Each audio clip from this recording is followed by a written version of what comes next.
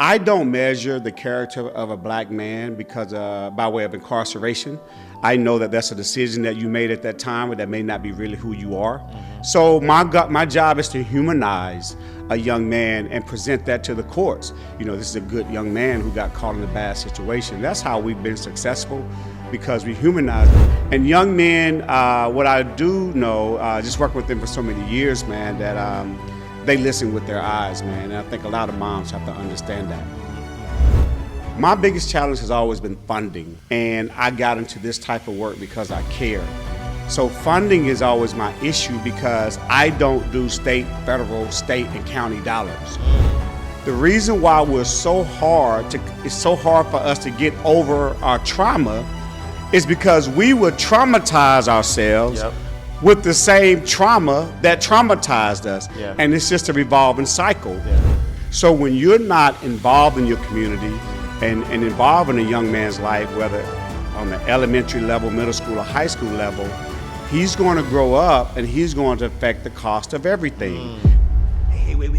I know you want to watch this next video, but listen, if you are an entrepreneur, business coach, business consultant, or a small business owner who has a story and wants to learn how to create multiple streams of income from your story, I need you to text me right now, my book, to 646-687-4152. That is my personal number. I have been an author for over 12 years. I've written 10 books. 4 of them have been bestsellers, and I've sold over 100,000 books. But I've also helped a lot of my clients take their expertise and put it into a story, then create multiple streams of income from that. So I want to help you do the same thing. So text my book to 646-687-4152. All right, let's go back to the video.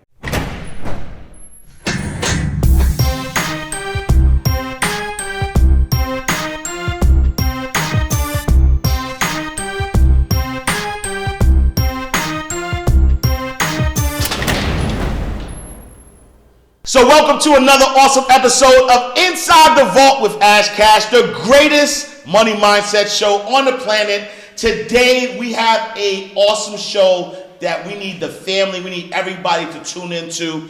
In a nation where 1 in 3 young black males will be incarcerated at some point in their lives, the work of Gary Davis and his Next Level Boys Academy stands as a beacon of hope.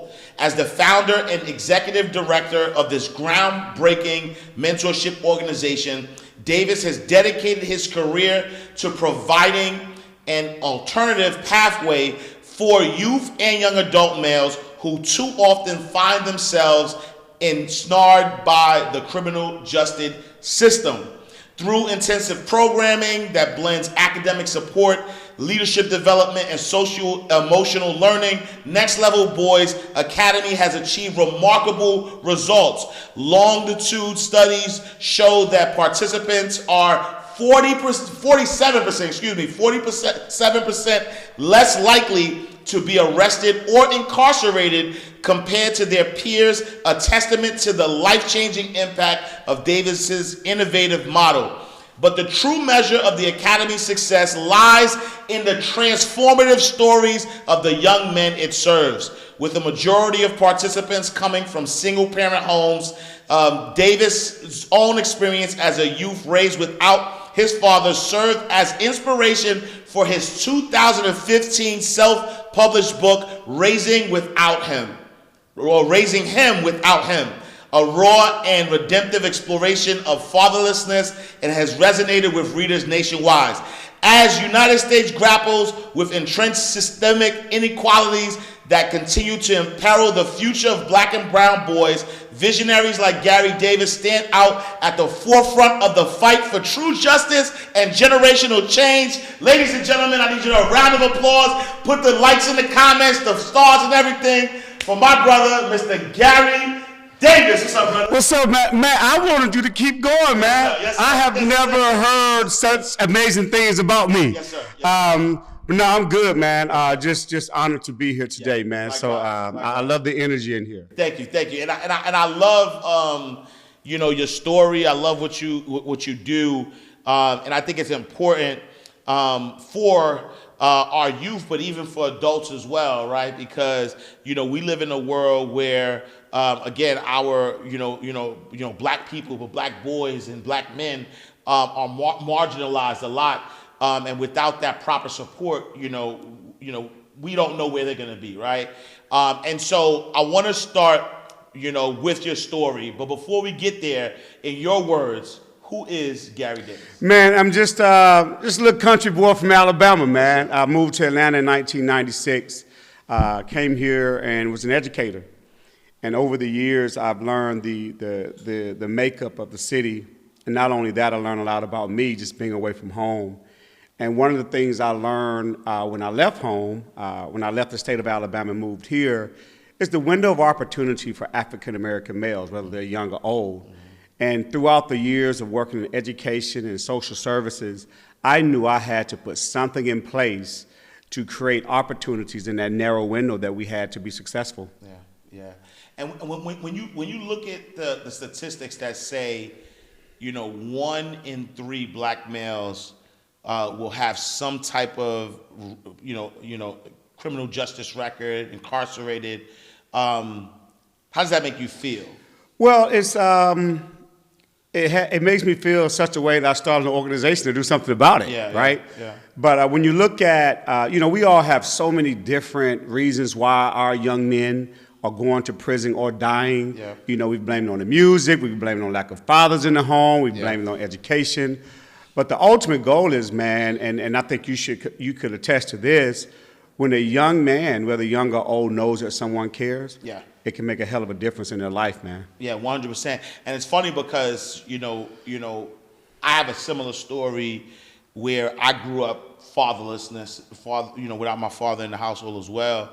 And, I got kicked out of school a bunch of times. Like, I got in a lot of trouble.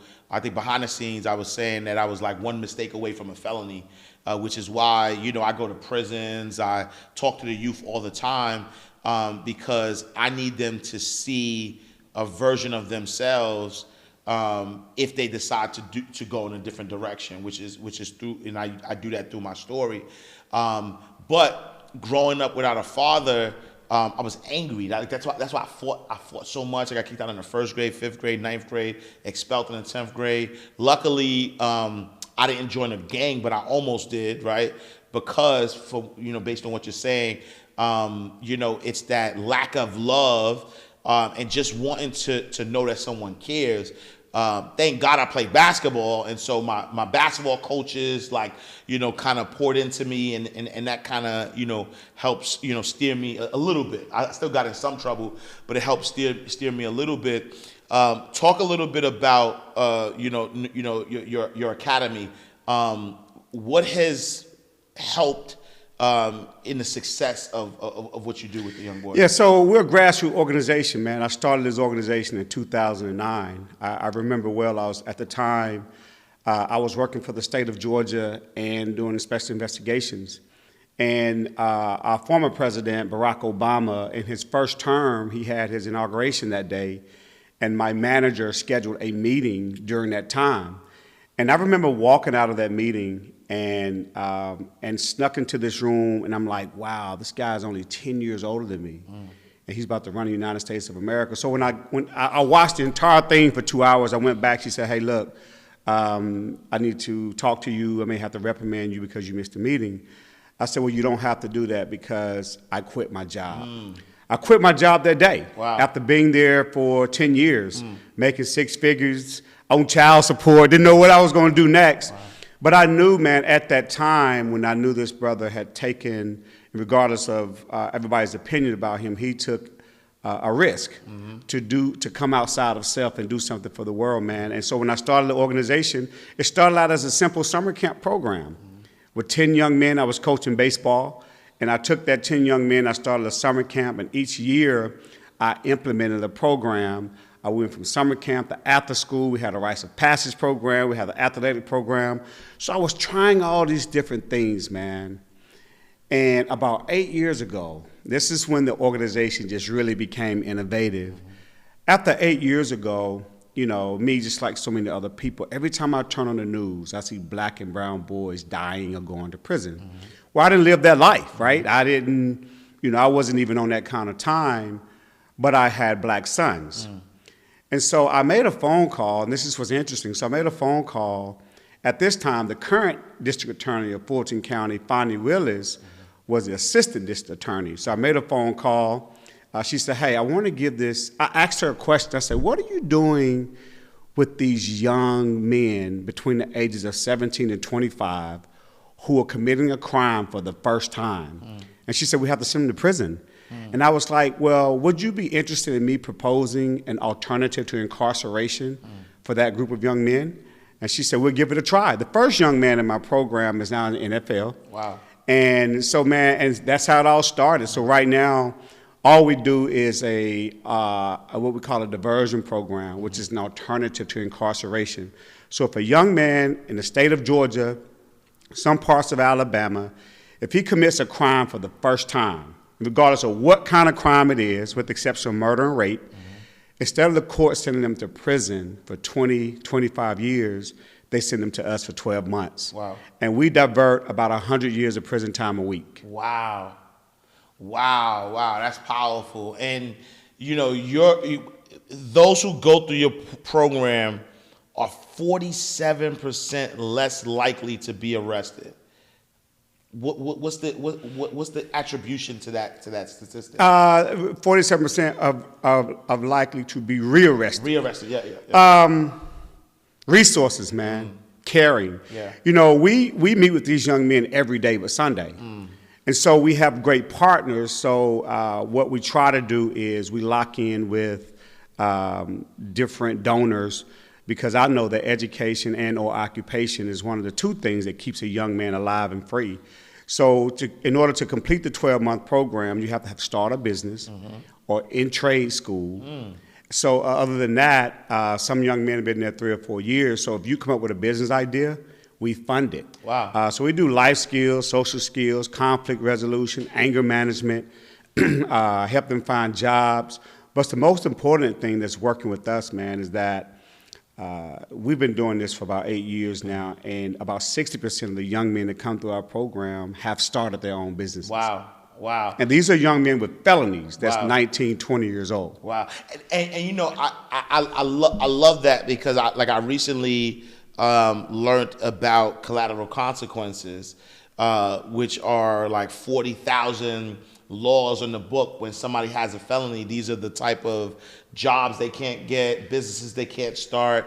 Like there's so many restrictions, even after they paid their debt to society, and to be able to provide them with an opportunity to start a business and really provide for themselves is really important, because I don't know if the court systems realizes this or not, but when you restrict their ability to make money the right way, then all that's going to happen is that they're going to, it becomes a revolving door back into the justice system. And then that's why we have such a high rate of recidivism. You wrote a book in 2015, Raising Him Without Him.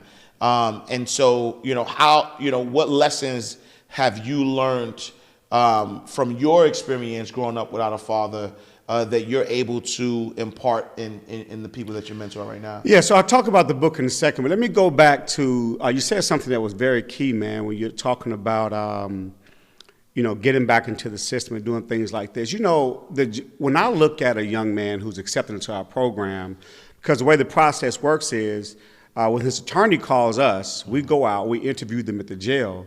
And I don't measure the character of a black man because by way of incarceration. I know that that's a decision that you made at that time, but that may not be really who you are. So my job is to humanize a young man and present that to the courts. This is a good young man who got caught in a bad situation. That's how we've been successful, because we humanize them. Here's the unique thing about it. You talked about the felony that stays on your record as long as you're black, right? Well, a lot of these young men get first offenders. So when you complete the program, not only do you have a business or you're in trade school or you now are a productive citizen, but you also get your record expunged. So there's no more felony on there because you're a first offender. So you're getting a clean start after you leave our program. This book, Raising Him Without Him, and let me just say this, man. I did have my dad in my life. My dad is... I do have my father in my life, But over the years, man, it's just those little sidebar conversations I've had with moms about how do I do this. So after taking so many notes, mental notes, I said, why don't I just put this in the book? But I knew I had to put it in a book that was so small, it's an airplane ride from here to New York, or you sitting outside on the beach having a cocktail. And man, it's very, very simple. How to effectively understand your son, how to hear him when he's not talking, when he asks those tough questions, how do you respond? And young men, what I do know, just working with them for so many years, man, that they listen with their eyes, man. And I think a lot of moms have to understand that. No, I love that. I love that. And what are the things that you talk about in the book and that you've uncovered in your interviews that help the mentors? Those tough questions, you know, those questions you had, you know, your mom had raising you. Yeah. Or those questions you had for your mom. I think he's smoking weed, or he wants to meet my other boyfriend. I think he likes the same sex. He's no longer interested in school. I think the gangs have him. You know, just those quick bullets. And my therapist, shout out to Dr. Bass, who also, every time I made a statement, he would follow in this book from a therapist standpoint as why it's so important to just listen to your son, man. I mean, these young men out here, this is what's interesting with this generation of young men. Man, they're first of all, they're fearless. So nothing scares them, jail, hell, or whatever. It does not fear them, because I think as a people, we've worked so hard to prevent our kids from, or to give our kids a better life than we had. Yeah. And during that time, we're spoiling them. And so they have no self-sufficiency skills. They have no work ethics. And then they get this mindset, I want to get it how I can get it. Right. But shit, you end up robbing somebody during the time, right? So it's just a tough population. It's a tough world to live in with these young men. And in this book, we just provide those tips. It's very in-depth. And these are the opinions and the thoughts that's coming from mothers who are raising sons by themselves. And their sons. And the title of the book is Raising Him Without Him. So it not only help you with your son, it may help you with your man too. Like that. And so, what portion, or do you think music affects the rate of incarceration right now with our young people? Man, let me say, you must have been in my class a couple Saturdays ago, man. So, you know, standing in front of a room and you have to come and see this for yourself is very unique. So you have about 50, 60 young men in this room between the ages of 17 and 25, 4 or 5 different gangs. So I'm standing in front of this group of young people that I didn't live this life. I didn't join no gang. I think they would probably kick me out of a gang because I'm gonna snitch, right? So I can't be in there. But it's interesting you said something about this music. So last week, or the week before last, I was in my office at home and I spent 2 hours on Apple Radio, Apple Music, and listened to rap. I gotta tell you, bro, because I've been hearing y'all say, man, it's this rap killing these boys, man. Listen, bro, that shit had me so angry. 100%. I was into this, I was ready to fight. My wife was calling me. I was mad at her for no reason. But to answer your question, I truly believe because they're so impressionable. Right. And if you listen to this all day, every day, you're going to at some point believe this. And I gotta say, man, I don't think it's 90%. But I do think the music probably play about 30%. But the highest percentage of what affects the life of a black and brown boy is this poor education in this public school system that they're getting. No, it's interesting because so I'm writing a book called Crime Pays, right? And it talks about mass incarceration. It talks about the school to prison pipeline. It also talks about hip hop, how hip hop is being used as a weapon to feed the prison pipeline. And in that book, we talk about the anti-drug law of 1986. We talk about the crime bill of 1994. We talk about, how music labels are incentivized to put violence in their music, right? So even if it's through Key Man Insurance, a lot of people don't know that because if you have a vested interest in someone, you can put life insurance on them. And if a record label signs an artist and has a vested interest in their life because they make the money, they can put insurance on them. And then a lot of the labels are also invested in private prisons.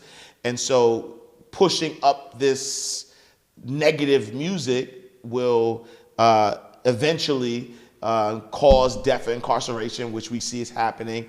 And monetarily, they benefit from that, right? And, you know, part of when I was doing the research, it made me think about how do they teach us our ABCs, right? They teach it through song because song is repetitive, right? And you hear this over and over and over again. And even, you know, yes, youth are very impressionable, but even as an adult though, right? Like, I will hear something by mistake. Like I don't, you know, I'm not trying to listen to certain things, right? But I'm scrolling on Instagram and I remember there was this one time I couldn't get the Sexy Red song out my head. I was like, go sexy. I'm like, why is that? Like, why is that in my head? Okay. I don't mind. Like, okay. Right. And so imagine, right, over and over and over again, listening to the same things, what that could do for your subconscious mind, though, right? And I think that there's not this understanding that you have your conscious mind, which is like you and I talking, and you know what I say to you and what you say to me. It's our conscious mind that's doing it. But there's this subconscious mind that affects our actions based on things that are being deposited in our heads that we might not even realize, right? What are some things do you address? Mindset, right? Do you address like mindset, subconscious mind, or mental health? Like how do you address that? Yeah, man. Oh man, that is a very good question. So when you think about your subconscious mind, especially when you're working with a 17-year-old, because we all know that a man's brain is not fully developed until he's 25 years old, right? So in the subconscious mind, the reason why we're able to respond to a lot of the negative stuff is because we haven't poured enough positive stuff in there. So as an organization, we just make a lot of positive deposits, right? Yes. Just so now when you don't really have time to get to it. Because as adults, if I'm riding down the road, man, and with me, I'm a thinker, right? Yeah. And I have to flood myself with a lot of positive thinking. If not, I could be on the same BS. Yeah. But to answer your question, just make those deposits. Yeah. And we know that if you're from New York, I'm sure you like the Giants or the Jets. Yes, sir. And what makes a running back so amazing is the more touches he gets. So as an organization, we just get as many touches a week that we do on these young men. So they're with me 3 times a week, and they're with their mentor twice a week. So when you get in those 5 touches a week, those are those deposits that you're making in there, so that when little Tata come on, you won't go out there and shoot your mom in the mouth and kick your grandmom in the teeth. Right. So you just have to manage that, man, and you have to pour in more positive things that's going to outbalance or outnumber all the negative stuff, because the music's not going anywhere. Right. Because you got to think about, man, people are living very good lives off of the music that's playing. 100%. So that's why I don't speak bad against music. Yeah. I don't have nothing against what that is, but I do know if you're part of Next Level Boys Academy, and the music is going to have a very tough fight from what we're going to put in place. Oftentimes, parents come to me and say, hey, my son has joined the game, and I need you to help me get him out. So first of all, that ain't my lane. Right. But secondly, if we pull him out the game, what are we going to replace that with? Right. So you have to replace as many positive things as possible in a young man's life anytime you remove something. If my wife said, Gary, I want you to stop going to the club every Friday night. Well, if I stop going to the club every Friday night, what are we going to do on Friday nights when I'm home? That's how it is with young men. You just gotta replace a lot of positive in there, man. And we've been successful at it. Yeah, I love that, right? Because I think that's the thing that's missing, right? And I've done a lot of work, with youth and recidivism, and I remember saying, man, you can't, like a lot of these guys who try to, teach youth how to like stop selling drugs or get out the street. And it's like, nah, you can't do that. You're like, it's not gonna work because you're not replacing it with anything, right? And so if you're replacing, all right, get out the street, but I'm gonna teach you how to start a business, or I'm giving you something alternative to do. And I love what you said about that deposit, right? The positive mental, thoughts in the head. Because again, even as adults, right? And I just want to be clear that this is not exclusive to youth, right? Absolutely. Because I'm a pretty positive person. If I go out in the world and there's a lot of stuff going on, I need to throw on my Les Brown, my Jim Rome, my Tony Robbins every now and then to get my mind back right. So that way I'm not looking at things from a negative perspective, because even as a business owner, right, as an entrepreneur for over 15 years, like, it's not a smooth ride. Like, it's some ups and downs. Some days I'm like, I don't want it, right? But to your point, it's me depositing these positive thoughts into my head that makes the ups and downs worth it, right? Where I'm like, all right, you gotta stick this through, right? What have been some challenges that you've had, while running next level? And interesting you said 15 years, because next month will be 15 years for me.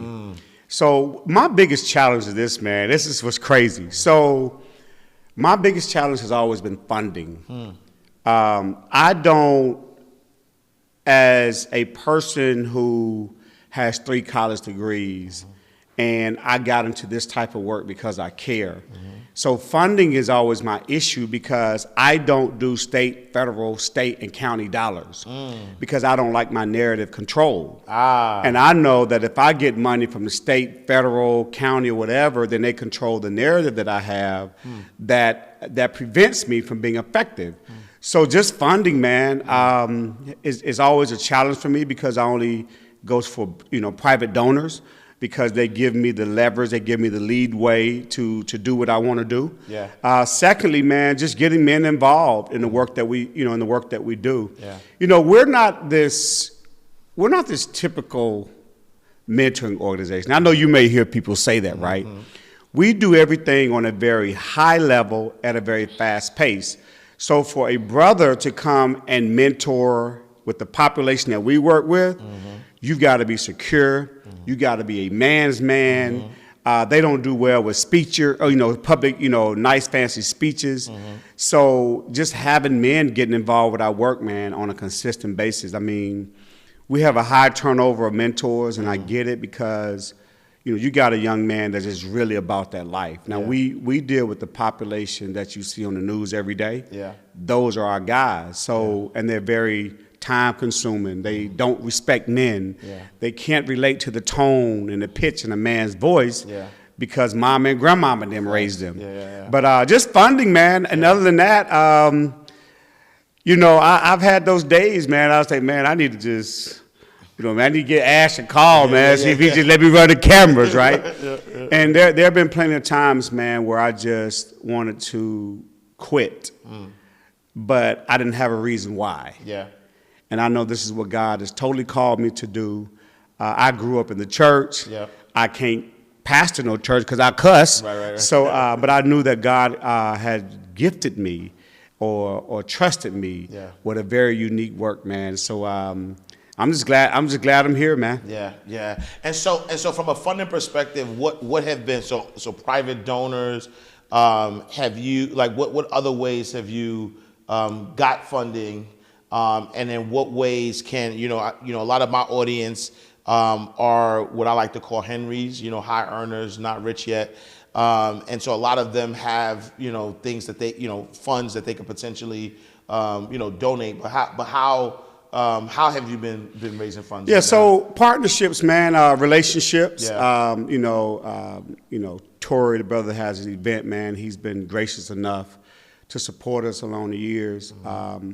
But just partnerships. So, and what you have to understand, to combat recidivism, as you talked about earlier, and to deal with this high interest gang stuff that's going on, we have to be able to match something, right? So. With our funding, first of all, 90% of our funding goes to our entrepreneurship program. And then if we got to get this young man out the game where he can't live at the big homie's house anymore, he has no clothes, so we got to put him in a hotel for a week. We got to give him $1,000 clothing allowance. We got to get to a grocery store. So it takes a lot of money, man. I think it probably takes $10,000, $15,000 a month just to run this organization to be successful as we have. But to answer your question, people donate. Sometimes people donate. It's just interesting interesting enough with our people.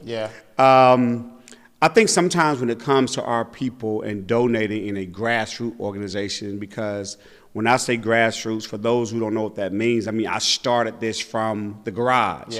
So we're not this, this world-renowned foundation or whatever.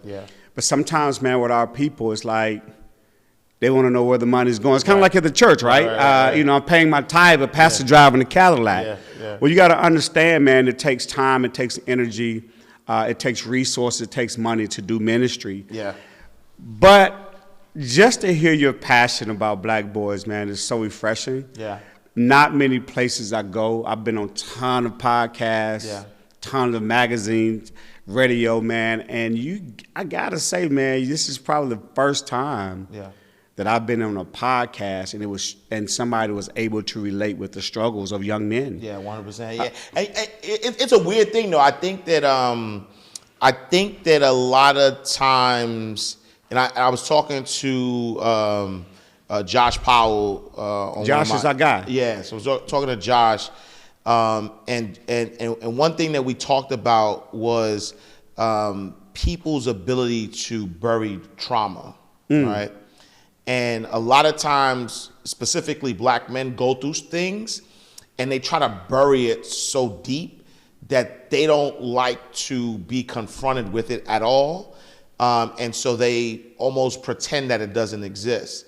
Because a lot of times I talk to people who have a similar story or background or whatever, and there's a reluctance to tell that part of their stories for whatever reasons. And I, just like you, I follow God's orders. Like I follow what God tells me to do. And I know I'm here by the grace of God because if I tell people my story, there's no reason, right? So if I would have caught a felony, I would not be sitting here with you now. Why? Because my career is in banking and you cannot work in a bank with a felony.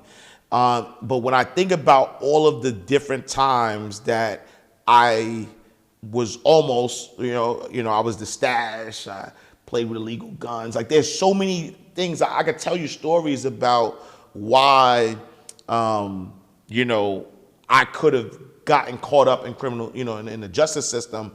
But the only reason that I'm not was it had to be God. It wasn't like I was outside. I grew up like I have the same story. Like the story, like there's nothing else. There's no other variable that makes it make sense except for God saying, "All right, Ash, I need you for this specific thing, right? Because you're gonna be the person that I need you." You're going to be this person that I need to talk to, whatever this population or, a lot of my books are actually in the jails, right? Like quick story. Back in 2009, I used to write for a magazine called Don Diva magazine.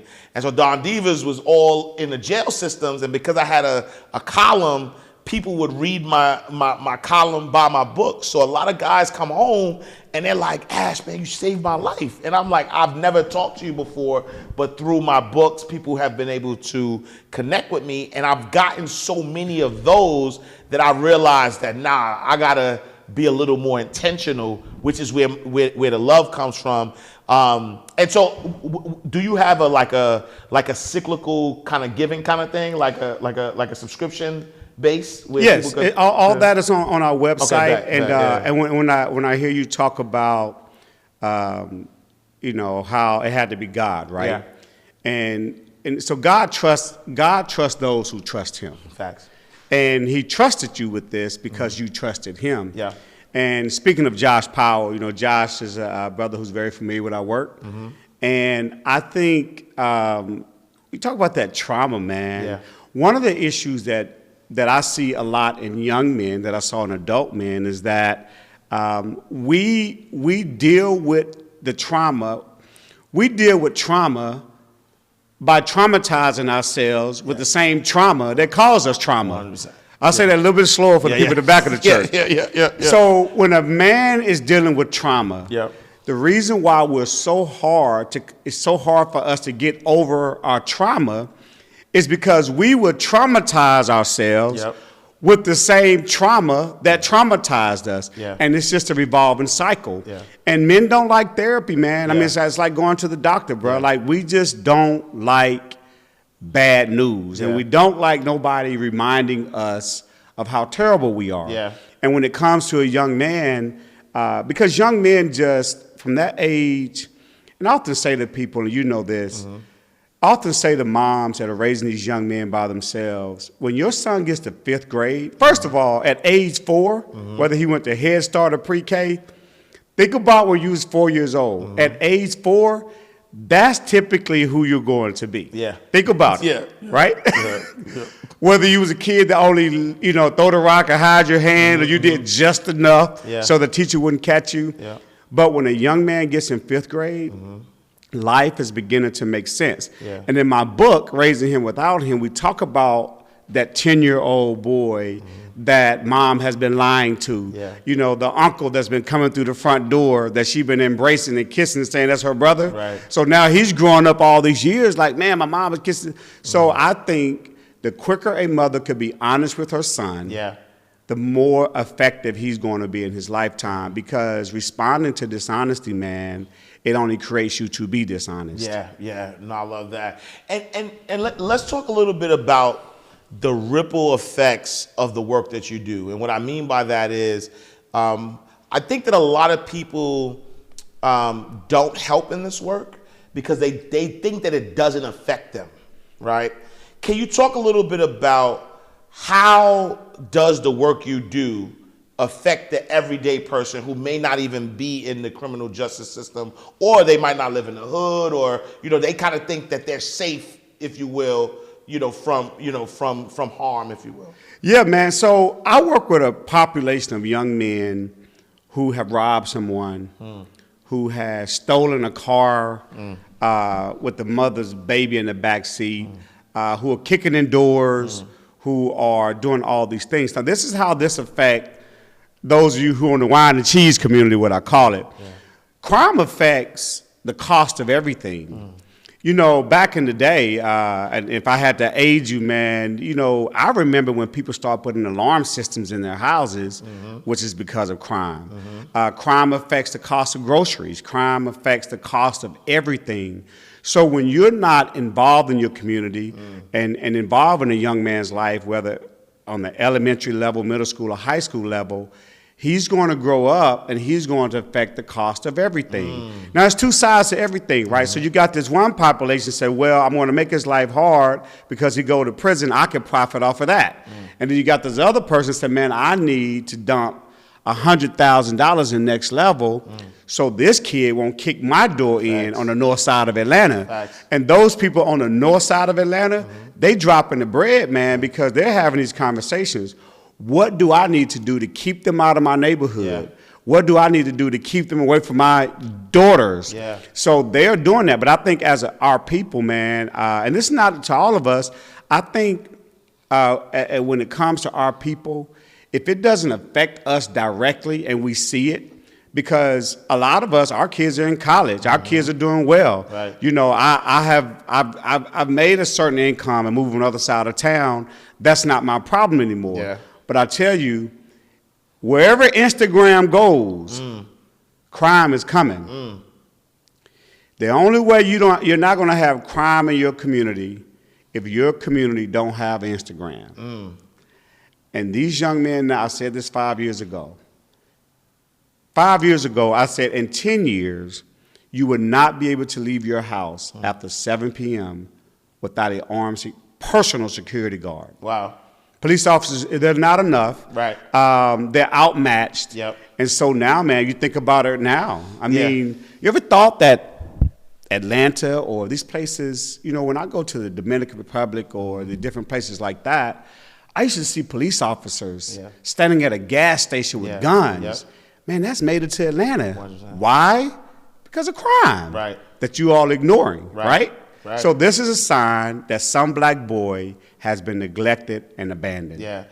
I love that you drove that point home, because I remember I started to see it heavily during COVID, where like you're seeing like you on a Buckhead and you seeing crime in malls and like you seeing all this stuff happening, and you're asking yourself, well, when has crime started to come to these areas? But like you said, if you are throwing it on Instagram, if you are flaunting and you're showing all of this stuff, and people are starving, right? Kids are starving. Kids are trying to figure it out. It affects you in an everyday way. And the truth of the matter too, and again, which is what I love what you do with the Next Level Boys Academy, is that the fact that you're teaching entrepreneurship, right?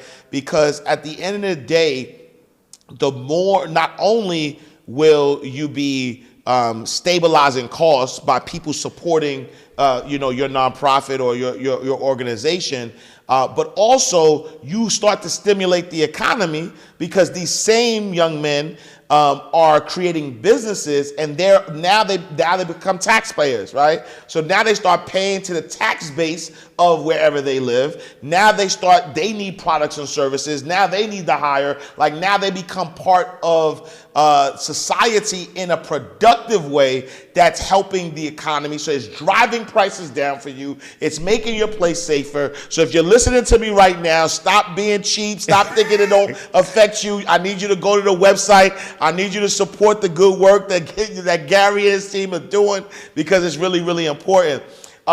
When you look at 5 to 10 years from now, what impact do you want the New Levels Boys Academy to have, and like what's the future? Yeah, so Next Level Boys Academy, what I want to do, I want the young men that's come through there to create satellite campuses of their own and give back. Yeah. One thing I know about the courts, because we're in court all day, I was in court early this morning, is that judges and prosecutors don't send people to prison who they think could create value to the economy, like you said, starting businesses and different things like that. Judges and prosecutors don't take black boys out of college and send them to prison.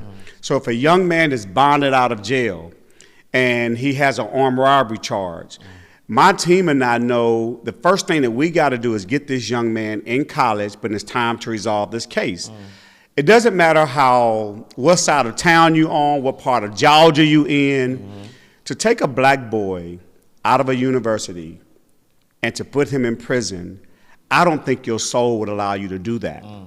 To make a black boy shut his business down to go to prison, I don't think your soul would allow you to do that. And so now you're in school, you're starting businesses, because they view people who are a menace to society, who are a threat to the community, the word they always use, and those people they want to send away for the number of years. What's interesting enough, in the state of Georgia, I don't know if you know the law, when you pull a gun and rob somebody, the mandatory minimum is 10 years.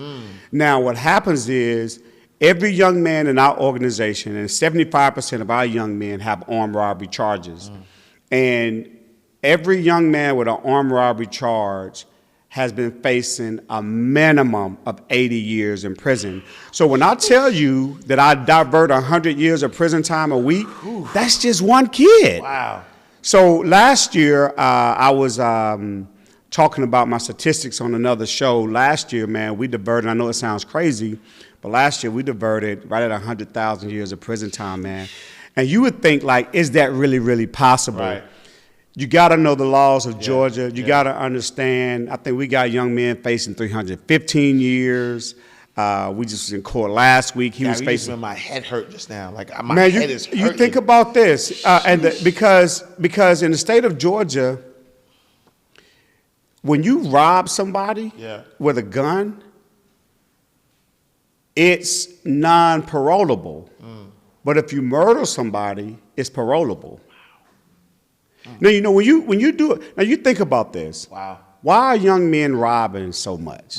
Why are young men stealing? Because most young men, when you talk about Buckhead early, and I'll tell you what I foresee in Buckhead, by what year is this? 2024, by 2026, I'll tell you what I foresee up there. But you think about this, most young men want to take everything from you that they don't think you deserve. If they see you flashing something on social media, you didn't work hard for it. They don't know how hard these rappers are working for their money. They don't know how hard these people. And another thing, speaking of Buckhead, now, I foresee in 2026, you know, you look like a brother spent a lot of time in Saks. But you wouldn't, okay, Saks Lytics. So you would not go in either one of those malls and see men standing up in these malls with green suits and machine guns. Wow. Police officers are not going to be able to police or control or manage or patrol the communities anymore. Yeah. Because these young men who are in these organized crimes, they probably got a lot of officers that are working with them, and they know it's only one officer every certain number of miles.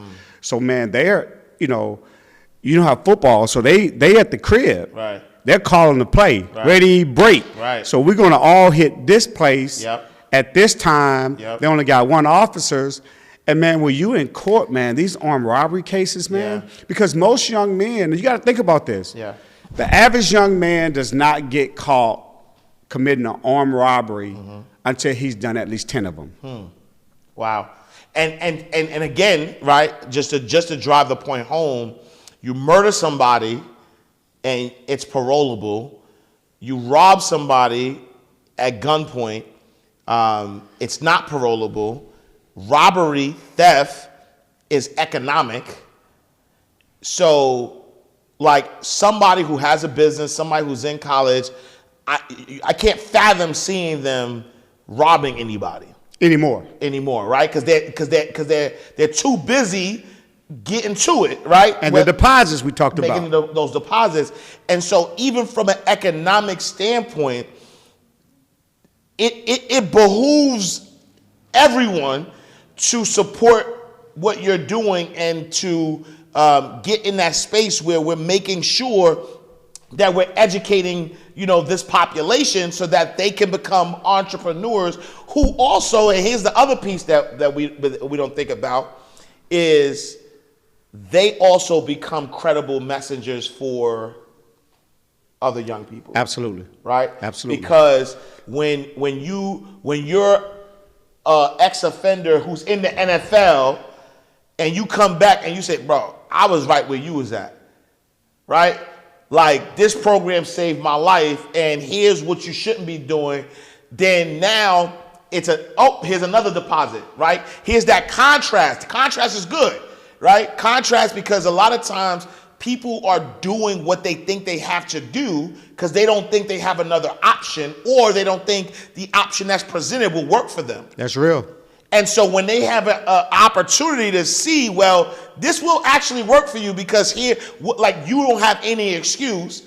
Here's the resources. Here's the direction. Here's where you should go. Here's where you start first. Now they believe that they have a different option, and they'll take the option that will lead them to more prosperity than it will lead them down a path of jail or death. And they want to send you to prison long enough that you will not be able to make any more kids by the time you get out. I don't want you to create another you. Wow. And so what advice would you have, right, as a grassroots organization, going on 15 years in business? Again, I understand the ebbs and flows and the ups and downs, but to make it past 2 years is a phenomenal feat in itself. So to have done 14 plus years, what advice would you have for an organization that's starting out, that wants to start and do grassroots work? What advice would you have for them to maintain success? Yeah, good question, man. What I would say, dude, is kind of like what you're doing.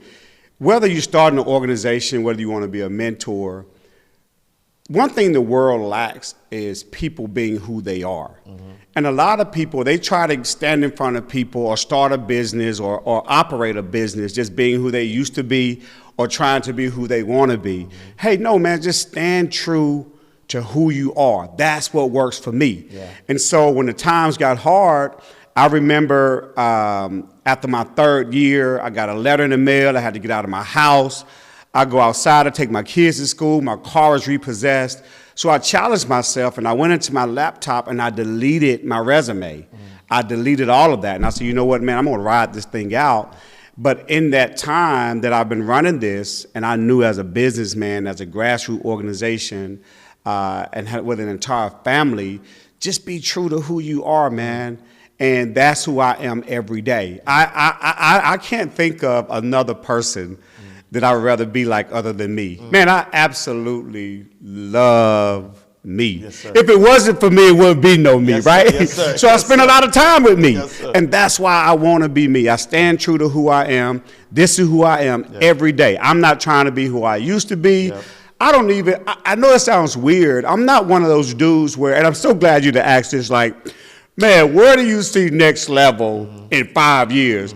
Bro, I'm just trying to get through 10:30, right? So if you could tell me about me today, I can talk about that all day, man. And I just really rejoice and I embrace where I am today. And for those who want to start this organization, just be true to who you are. If you're trying to get in to make money, this ain't the move. Right. Because if you're called to do it, and if God gives you a vision, he gives you the provision that comes with it.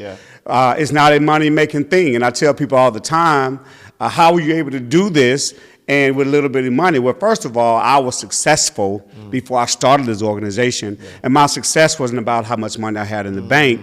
My success was how I felt about myself and how I stand true to who I am, man. And a lot of brothers just have a difficult time doing that, man. Yeah. No, I love that. And that's a perfect answer, because I feel like if people start to understand who they are, right? So, regardless of what scripture you read, they talk about the be, do, and having, right? A lot of people believe that in order, they start with the end. They're like, I want to have this. And so in order for me to have this, I'm going to do this. But they forgot about the be part. Right? In order to be, if you first become, right, be who you are, that becoming dictates what you do, and that doing dictates what you have, right? And so, like you said, and I love that you said this, is that, I was successful, I became successful before, like, the money didn't make me successful, right? I am success. And so because I am success, I do what successful people do. And if I do what successful people do, I get to have what successful people have. And the key to this. Yes. How do I get in the room? People ask, how do you get in the room with the top celebrities in Atlanta? Yeah. I bring something to the table. 100%. And if you're bringing something to the table, that's a sign that you were successful before you started that. Yes. And anything you're doing in your life, man, if it makes you who you are, you're probably going to do it a very short period of time, man. So I am who I am, man. Yes, sir. Yes, sir. I love that. If you weren't doing this right now, what else would you be doing? Man, I would probably be, just the deacon at the church, cleaning the church, man. But I don't know. I think in my other life, I don't know, anything dealing with people. Yeah. I just love people, man. And I just always want people to live a fair, safe life. So anything in human services, I probably wouldn't, anything that I love to do and anything that involves helping a black boy better his life, it'll be around those realms. I don't know, it'll be a therapist or a defense attorney or a judge. Anything that's going to allow me to be who I am today, man. Yeah. Love that. Love that. All right. Tell the people where can they find, where can they support the New Level Boys Academy? Next Level. Oh, I'm sorry. I kept saying new. It's all good. The first time I said Next Level. Second time. Second time. Yeah, I was going to catch you the second time. All right, bet. Yeah, cool. All right. So where can they find Next Level Boys Academy? Hey, listen, man. Next Level Boys Academy is an innovative mentoring organization. We have a website, nextlevelboysacademy.com.